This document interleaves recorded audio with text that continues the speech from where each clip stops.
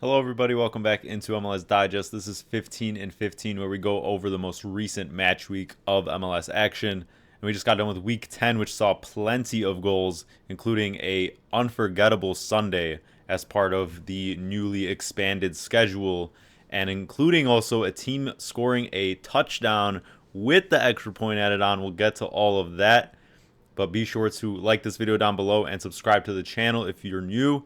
And let's get into everything you may have missed from Week 10. Week 10 started off with Cincinnati hosting KC, Cincy being one of the hottest teams entering Week 10, and they continued that streak with now what is a fifth straight victory in MLS play. Kevin Benteke scoring both goals, the main man up top, the big money signing. He's had a pretty good start, I would say, to life in MLS, but still maybe a little underwhelming due to the nature of his price tag and how much he came here for. But this performance was one that I think will really get him to start feeling comfortable in this transition to his new league, because that second goal, wow. I mean, that's goal of the year for me, I think, so far. That amazing bicycle kick to really seal it before Basong kind of got one back and made things a little tense for Cincy at the end.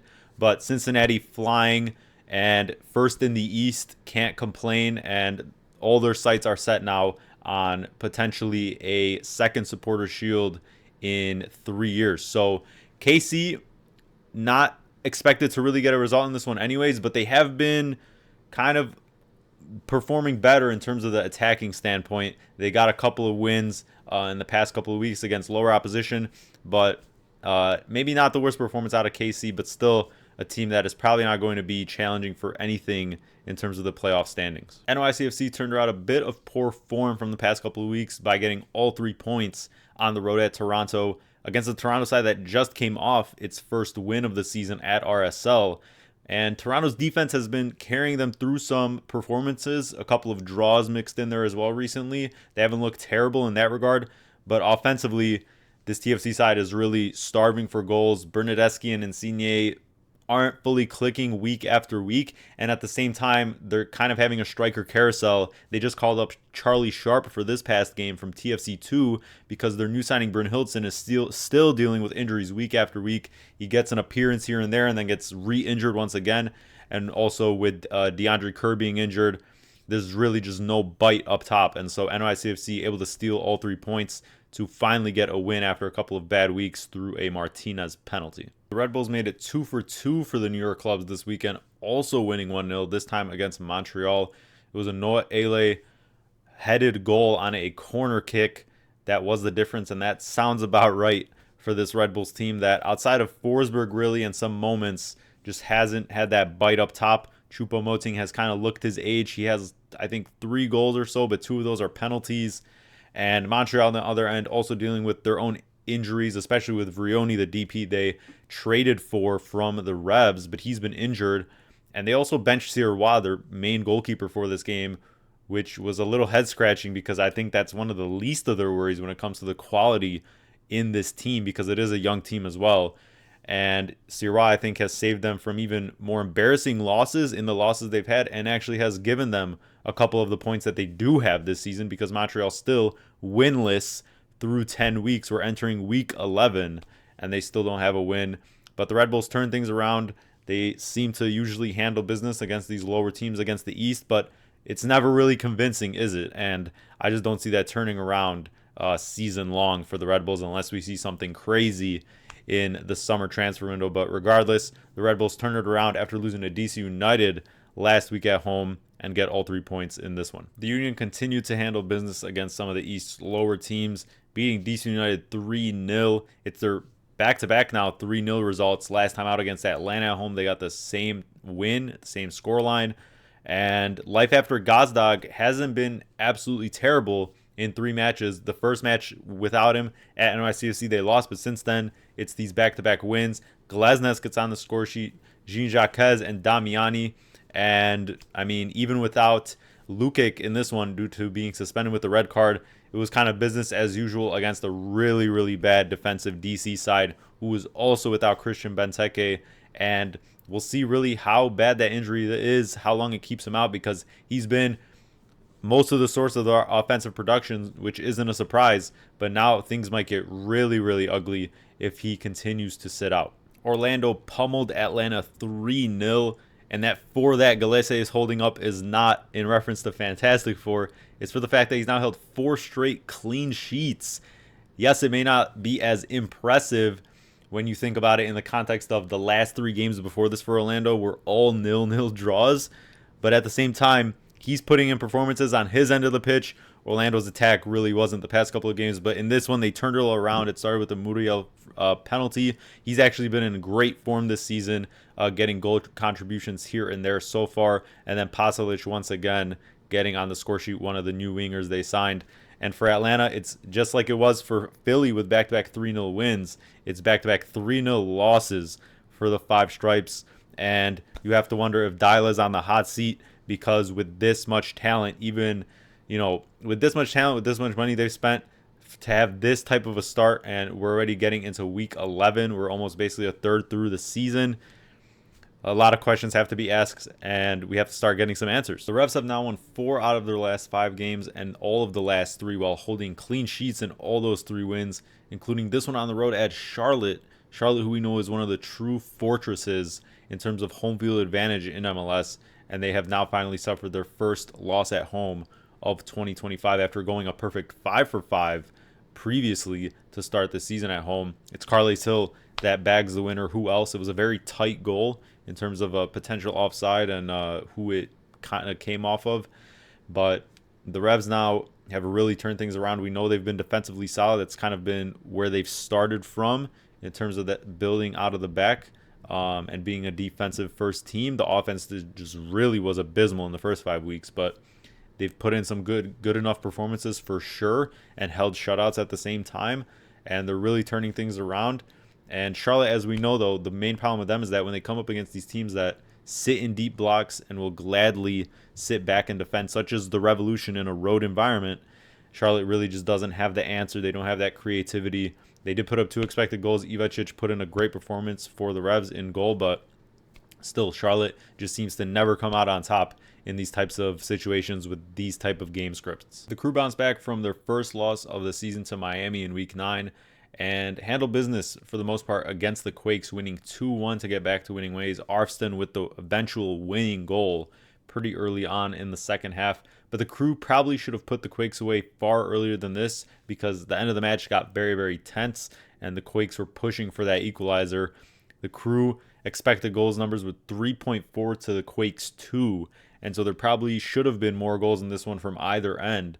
But Diego Rossi, to me, was probably the standout player in this match for the wrong reasons, because he probably should have had a couple of goals or assists, but missed a couple of big chances and also just made the wrong decisions in certain times that the Crew clearly had the man advantage and were on the break and should have piled the goals on the Quakes, who have been obviously as equally good as they've been on the attacking end, have been absolutely abysmal defensively. And for the Quakes, it's yet another loss in this season where they're trying to learn under Bruce Arena and trying to get back into relevance, but still kind of hanging around those play-in spots. It's now 3 losses in a row for the newest expansion side, San Diego, after prior to that they were looking like one of the league's elite teams. And even though Ingvartsen's out, this team has gotten Lozano back and is relatively healthy outside of that, but is just kind of falling short, especially on the defensive side of things in these past losses. And this time they lost to RSL. Diego Luna, the star of the show, a banger goal to open it up right before halftime. And then Chucky Lozano gets the penalty call and converts it to equalize right before halftime. But then RSL also gets a penalty, which Luna converts. And then eventually Junqua with another banger, honestly, from outside of the box. And this one got scrappy at the end, but RSL picking up a big win on the road. It seems like they really love these early time slots, because this was a 6:30 game, but in San Diego that's a little bit earlier.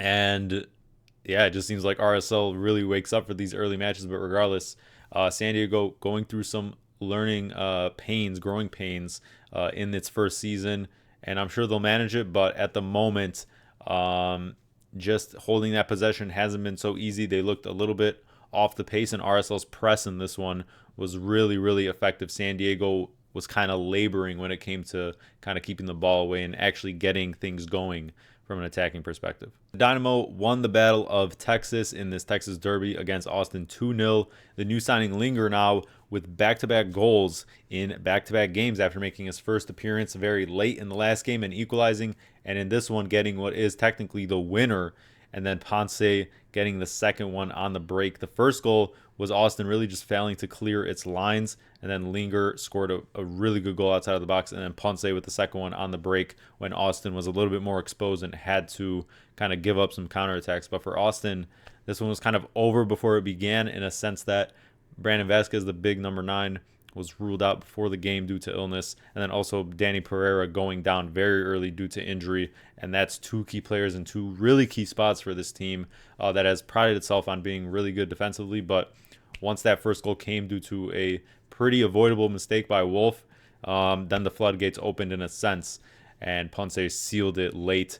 And Dynamo, second win on the season, hope to build off it, but Linger for sure, that signing looks to be very, very good so far. He looks just technically far, far better than some of their other potential attacking talent that has really not gotten the job done besides this one and another win so far this season. Nashville beat the Fire 7-2. My Chicago Fire getting absolutely pummeled in Nashville, and this one was absolutely over from the beginning. And Sam Surridge with a performance that probably won't be topped or maybe even equaled in terms of the goal scoring production throughout the rest of the season, with 4 goals, 2 coming from the penalty spot. Mukhtar also adding a brace. The XG in this one basically aligning with the score. It wasn't by any sort of luck. This was 5.1 XG to 0.7 for in Nashville's favor. Chicago got a couple of goals late, including honestly a Zinkernagel banger on a free kick from a decent distance, but obviously nothing to celebrate at that point. But the most goals Nashville's ever scored in a single game. One of the Fire's obviously worst margins of losses in its history. It could have been worse if they didn't get those other couple of goals late.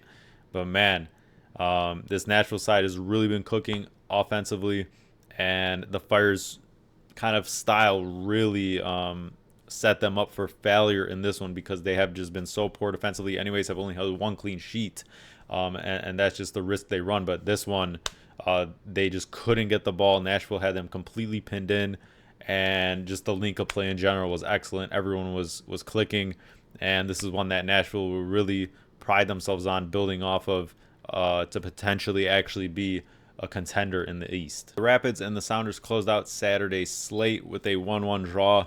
A pretty even result. Musovski getting a pretty easy goal on a tap-in, essentially, to give the Sounders a lead right before halftime. And then Mihailovic with a sneaky free kick under the wall as they jumped, because the Sounders had no one laying down underneath it.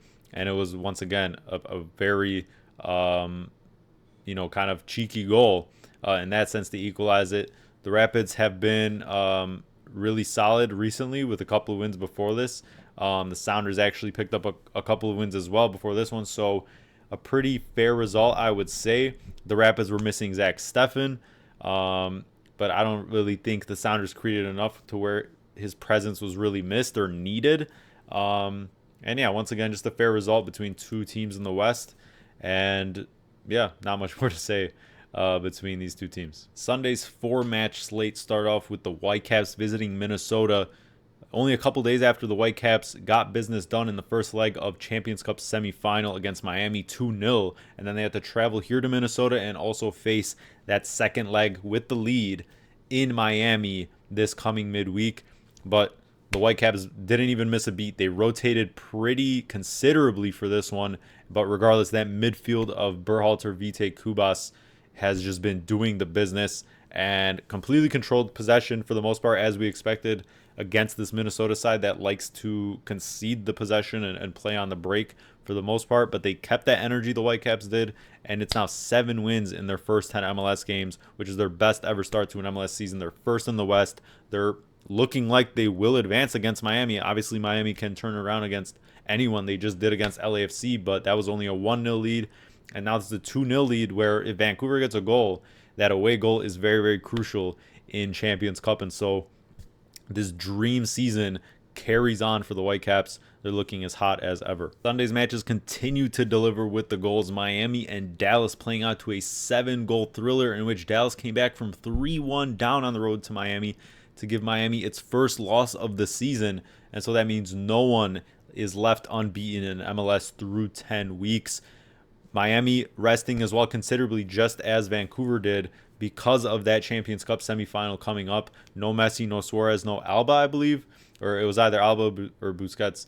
And, man, I mean, Dallas has been actually pretty elite on the road so far this season and gets that massive win with a bunch of goal contributors. And this was all without Peter Musa as well. So a very, very good result for Dallas under Eric Quill.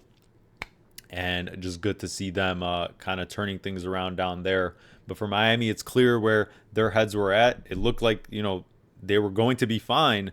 But then eventually, obviously, the energy levels died down. And Dallas caught them out, honestly, over in behind.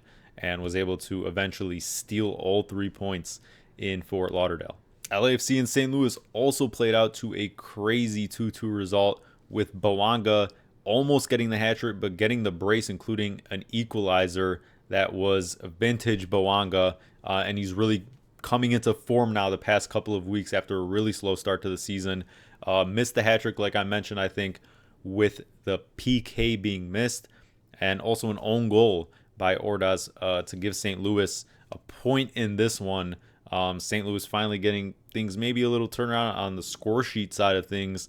But Bouanga really took this game over. LAFC a little unlucky to not lose, but also Lloris with another stinker on a set-piece play where he fails to clear the ball, completely misses it, and that cost LAFC all 3 points. To wrap things all up, the Timbers got the job done once again and continue to run riot in the Western Conference, moving up to second in the West with a 4-2 win against the Galaxy. They jumped out to a 3-0 lead. Things got a little shaky after that, but we know the Timbers, once they get a lead, they usually are so good at holding it and piling it on because they preserve their shape.